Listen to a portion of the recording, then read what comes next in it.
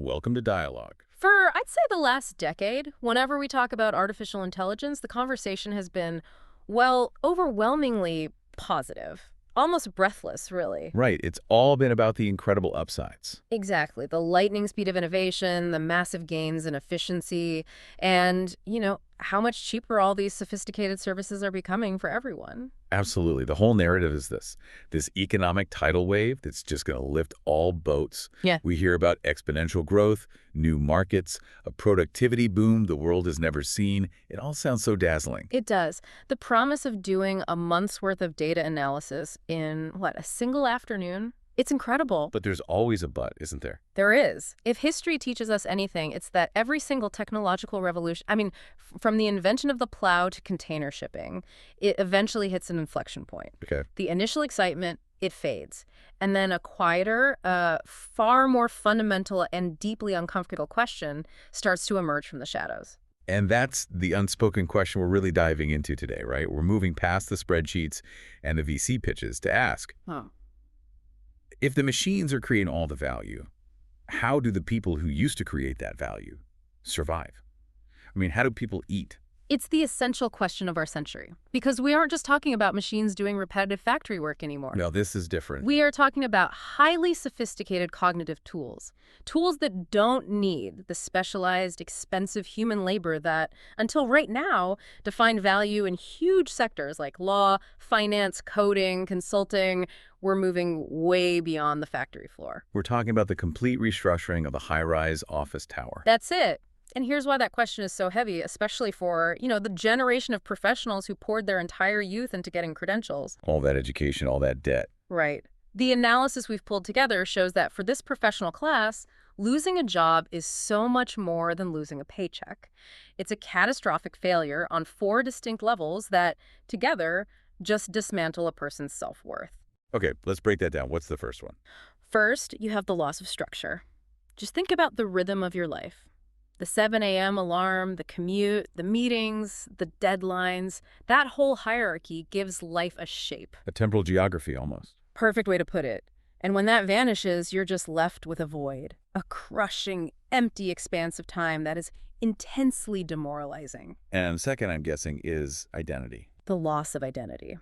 For high achievers, their job was their core identity. You weren't just a person, you were the senior product manager or the corporate litigator. So when that external label is gone, you're suddenly asking, who am I? Who am I in relation to the world? Exactly. Yeah. Third is the loss of social standing. Ah, the classic. So what do you do? It's our primary social currency. And when the answer becomes vague, I'm figuring things out or I'm in transition. You can feel your perceived value just tank.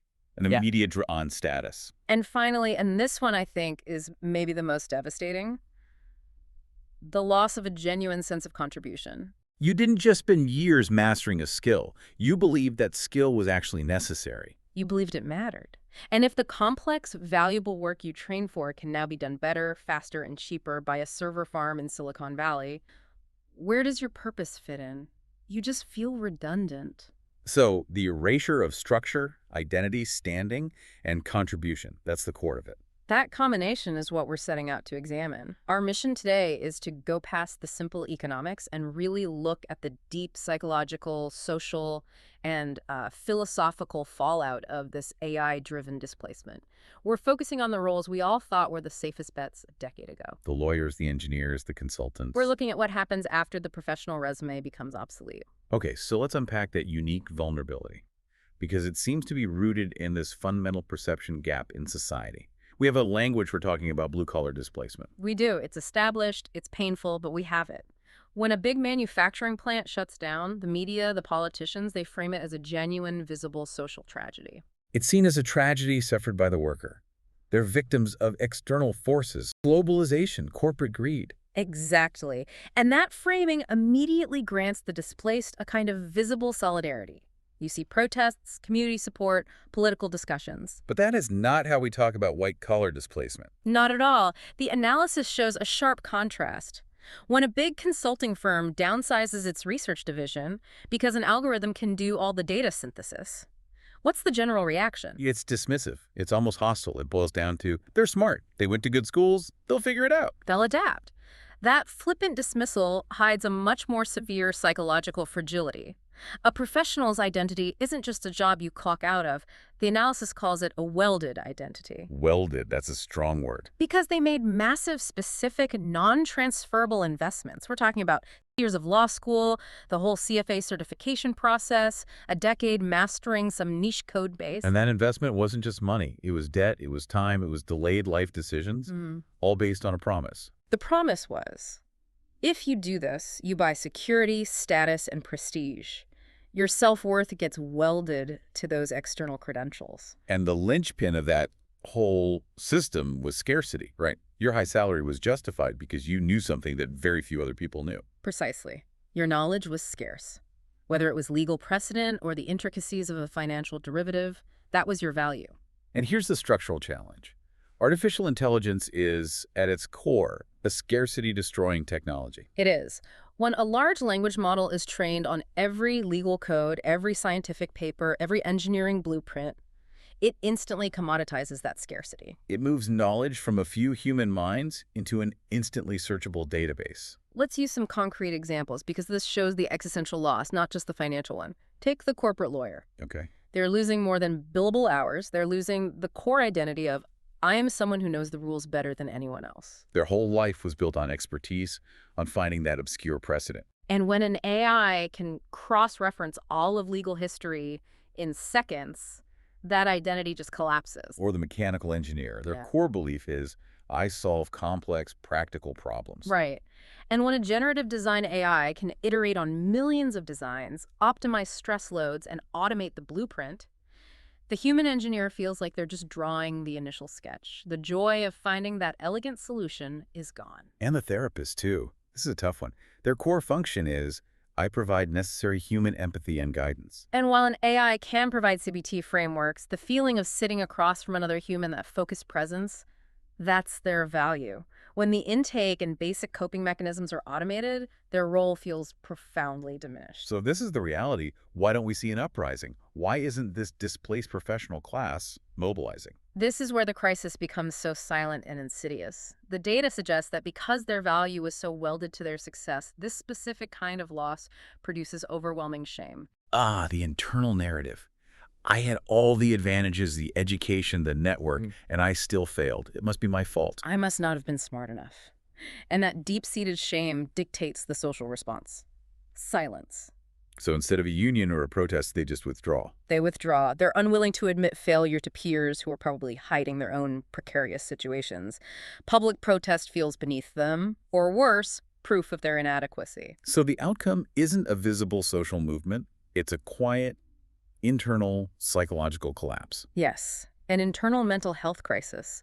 Isolation, anxiety, despair that society struggles to even see, let alone address, because the person struggling is so good at hiding it behind a polished social media profile and a clean-cut facade. It's a crisis happening behind closed doors, not on the front pages. Let's follow that thread of internal collapse, because when this mass displacement happens, it's not a single event. It triggers a predictable three-phase psychological sequence. And this particularly hits the high achievers, the ones who always define themselves by conquering the next challenge. Exactly.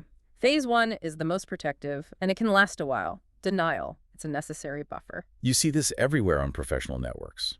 The immediate belief that the slowdown in consulting work or the lack of return calls is temporary. Right. It's just a rough economic patch, or clients are nervous it'll pick up next quarter. They're applying old cyclical reasoning to a new structural change. And then there's the other layer of denial. Dismissing the tech itself. AI isn't really that good. Look at this one mistake it made. They find the silly mistakes, the hallucinations, and then they extrapolate that to the entire field, believing their nuanced human expertise is still untouchable. They just refuse to see the rate of progress. But time passes. The market doesn't correct. The projects don't come back. So they transition to phase 2. Overcompensation. This is the panic-driven scramble for relevance, and it is highly visible online. This is the frantic signing up for every certification available. Prompt engineering, cloud architecture, data science.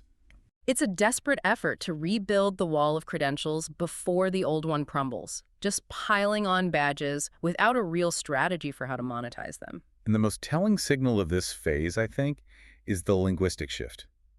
We've all seen it. Suddenly, every LinkedIn headline gets an update. AI strategist, Gen AI implementation specialist, transformation leader. It's an aggressive rebranding to mask the vulnerability.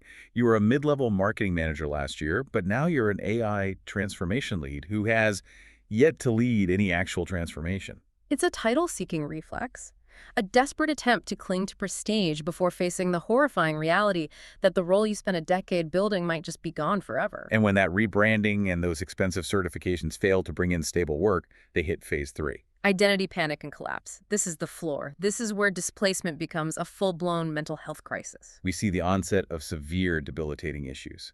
Depression, rooted in the complete loss of purpose, that feeling of being disposable. Debilitating anxiety, fueled by that terrifying mix of financial instability and just not being able to see a predictable future. And the shame of failing to maintain their status drives this profound isolation. They're trained to be self-sufficient, so they refuse to share their struggle, which only makes it worse. Right. And as that stress intensifies, they often turn to increased substance use, alcohol, medication, just something to quiet the panic and that feeling of uselessness. The individual remains convinced their failure is personal and moral, not structural and systemic. And that gets us to the core design flaw this whole thing exposes. For the last couple of centuries, modern society has tied human dignity directly to economic productivity. We all tacitly agreed. You are valuable if and only if you produce income through a traditional job. So when that income stops, not because of a market crash, but because an algorithm does your job better, that person feels inherently worthless, invisible, disposable, replaced. And they internalize a structural technological failure as a personal moral failing. Which is the crucial point. It takes a Herculean shift in perspective to realize this isn't a character flaw of the individual. It's a societal design flaw that based human value entirely on output that can now be automated. So this inherent shame means that mass professional unemployment isn't going to look like the history books. We're not going to see breadlines or televised factory closures. No, because the productivity doesn't vanish. Only the high-value human role in generating it does. So we have to look for displacement in a subtler, more chronic form. It's not an apocalypse. It's a slow burn condition. It erodes financial stability and mental health without a big public breakdown. It just stabilizes into a new, lower status normal. And the analysis suggests it shows up primarily as pervasive underemployment. Highly educated people with advanced degrees taking jobs that require a fraction of their skill just to pay rent. They're overqualified, underpaid, but technically not unemployed. They just can't use their expensive human capital. And alongside that, you get the rise of gig stacking. Right. The reliable 40-hour benefits included job just disappears.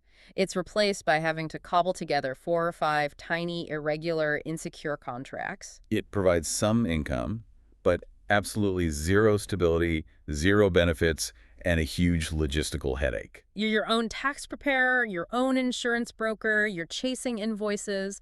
Your job title is basically freelancer LLC, which is just an administrative nightmare designed to hide instability. And then there's the frustrating loop of contract churn. The 3 to 6 month gig.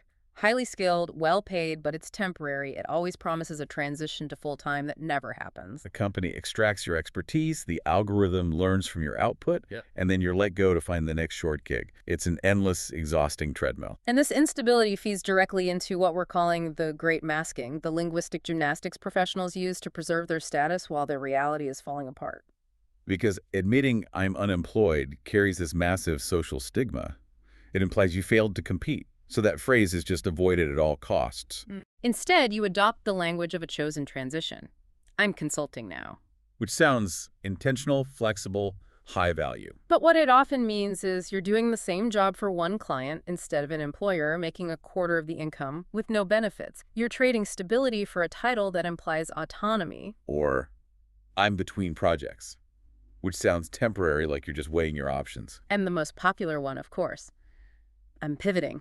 It sounds strategic, entrepreneurial, not like a frantic, desperate search for any revenue stream that works. This linguistic masking is so dangerous because it actively hides the true scale of the problem from everyone. Policymakers, economists, and even the displaced people themselves, who think their failure is unique when it's really a pandemic. To see the collapse, you have to look past the language. The former lawyer, They are protesting downtown. They're quietly driving a rideshare, maybe late at night, hoping they don't pick up an old colleague from the firm. Or the former brand designer, the one who mastered the Adobe suite.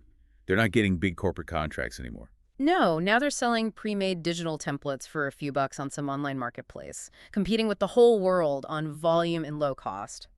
They're earning pennies on the dollar for their years of expensive training. Or the former professor, the tenure track expert. Their new hustle is trying to sell an online master course, but the market is flooded and customer acquisition costs are crippling. It's a low-status substitution for stable, prestigious academic work. This is status collapse in real time. Which brings us to this profound, politically toxic, and philosophically uncomfortable question that AI forces on us. The forbidden question. If the tools we've built take over the majority of high-skilled professional jobs, how does a society actually ensure that billions of people can survive? Because AI doesn't just disrupt capitalism, it shatters its core assumption. The idea that labor leads to income, which ensures survival. When AI removes the economic necessity of human cognitive labor, that chain is just broken. Productivity can soar, profits can climb, but human income, distributed only through traditional jobs, just craters. And once that chain is fractured, society has to choose from three profoundly different options for the future. There's no avoiding it. Option one is the easiest path, because it requires zero political will. Pretend it's not happening. The let the market sort it out doctrine. Hope new jobs just magically appear. But the consequences of that inaction are chillingly clear. You get a catastrophic rise in homelessness. Crime rates escalate out of desperation. Widespread mental health crises reach an unmanageable scale. And most dangerously, it creates fertile ground for political extremism. When a huge segment of the high-potential, high-status population feels abandoned and useless, they look for radical, simple solutions and charismatic authoritarians. History is pretty clear on this. Ignoring mass structural unemployment always ends in profound social instability. It's just not a sustainable path. So that brings us to option two, the most commonly debated one, universal basic income, UBI. UBI is designed to fix that first break in the chain. It provides a baseline income, maybe $1,000 or $2,000 a month, and solves the crisis of survival. It prevents starvation, it curbs homelessness, it provides a floor of economic dignity. It works on that level. But the critical analysis of UBI points out its massive failure. It addresses the material, but it doesn't solve the deeper secondary crisis. The crisis of purpose. You get your check from the state, your basic needs are met, but you wake up every morning and you have to confront that terrifying question. What am I for? Why do I matter? Humans need more than calories and shelter. They need meaning. They need to feel necessary. And UBI provides the material floor, but it offers absolutely no psychological or sociological scaffold for a meaningful life. Which leads us to the third and most difficult path. Option three, a restructured social contract. This is the painful one. It requires a complete, almost spiritual, societal rethinking of what value even is. So the framework here starts with recognizing that AI productivity will generate unprecedented wealth. The key is redirecting those profits to fund public goods and the basic needs of the whole population. The role of the state shifts from trying to manage full employment, which is impossible, to managing abundance and distribution. And the crucial non-negotiable part here is the decoupling. Contribution has to be surgically separated from traditional employment and compensation. We have to find systemic ways to value activities that are essential to a healthy society, but were previously non-billable. It's important to get rid of this myth of the automated utopia, where everyone is just relaxing on a beach. Work doesn't just disappear. No, the nature of human labor just shifts dramatically, and the analysis says it polarizes into two very distinct categories. On one side, you have the high AI, low human roles. Yeah. These are the tasks where machines dominate. Massive data processing, repetitive content generation, complex diagnostics, and optimization. And on the other side, you see this massive, necessary expansion of human-centered roles. This is where empathy, judgment, values negotiation, and ethical decision-making are the actual product. The human is the irreplaceable variable. So this is where we see the growth in deep, empathetic caregiving and mentorship, critically, community leadership, and mediation. And also ethical oversight and creative direction. The roles that decide what systems we should build and how they should align with human values, not just executing the technical build. Let's use some practical examples because this is the operational reality for the next generation. Take education. Okay, the AI is perfect for the high AI, low human side. It writes the curriculum, grades the tests, handles the scheduling. But the human mentor's role expands radically. They're free from content delivery and can focus entirely on the student's emotional development, resilience, critical thinking, motivation. The AI delivers the subject matter. The human mentors the student through life. The value shifts from knowledge transfer to character development. Or in medicine. The AI processes millions of data points, diagnoses patterns in MRIs, optimizes drug protocols, unparalleled information management. Which frees up the human physician's time dramatically. They can move away from the screen and toward the patient. They can spend their time discussing fears, trade-offs, holding a hand, ensuring the AI's complex information is understood through a lens of human values. The AI manages the information. The human manages the humanity. That's it. And in engineering, the AI builds the complex systems. The human role shifts entirely to defining the purpose, deciding which system should exist in the first place. This moves us beyond just paying the bills and into the profound philosophical space, the existential core of this whole transition. We have spent centuries outsourcing our purpose to our occupation. We completely internalized it. The first question we ask a stranger is, what do you do? And what we're really asking is, why do you matter? What's your value to the economic machine? In an AI-driven society, that economic equivalence just collapses. It's terrifying because it feels like an erasure of the self. But the analysis also frames this as profoundly liberating. It forces us to finally see that the things that truly matter, building culture, deepening connection, providing moral direction, were always separate from the billable hour. They were just systematically undervalued because they didn't fit into the traditional market. So purpose has to reemerge in these essential non-billable activities. Like teaching, not as a career track, but as continuous knowledge transfer in a community. And building community itself, the complex work of organizing, mediating, and creating social trust. And sustained cultural creation art, music, philosophy, not for profit, but for human connection. And centrally caring for others, which demands a patience and presence that AI can only ever mimic. The psychological shift required is immense. You have to stop looking outward in the global job market for your meaning and start looking inward and locally at your social roles and contributions. It's a shift from being a replaceable cog in a global economic machine to becoming an essential element of a local social ecosystem. Let's try to visualize what a post-job weekday actually looks like. It's a radical departure. The most immediate change is fewer commutes. All that time is redistributed back into life.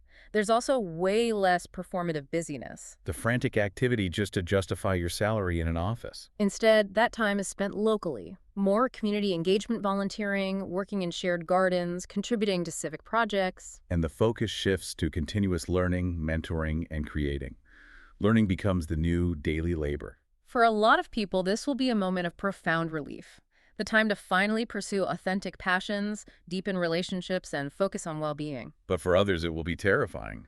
For those whose identities were so rigidly fixed to their job title, all that time will feel like a terrible vacuum. And that's where the crisis shifts. It moves away from generating revenue and toward the immense challenge of meaning distribution. How do we ensure every citizen feels validated, useful, and necessary? And this brings us to the danger zone. While the utopian vision is attractive, the analysis warns us of specific dangers if we mismanage this transition. The first danger is widespread nihilism, the crushing feeling that nothing matters, that human effort is futile when a machine can do it better. If your highest potential can be automated, why even try? And that nihilism fuels massive digital escapism.